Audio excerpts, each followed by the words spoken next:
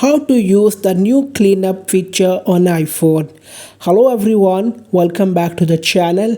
Today in this video I'll teach you how to use the new cleanup feature on iPhone.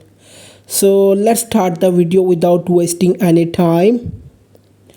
So guys, to use the cleanup feature on iPhone, first go to the Photos app.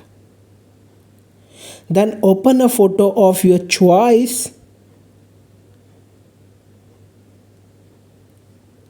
And tap on this edit icon at the bottom. After that, select cleanup tool icon at the bottom row of editing options. Once you select cleanup, the AI feature will automatically suggest and highlight objects that can be removed from your photo.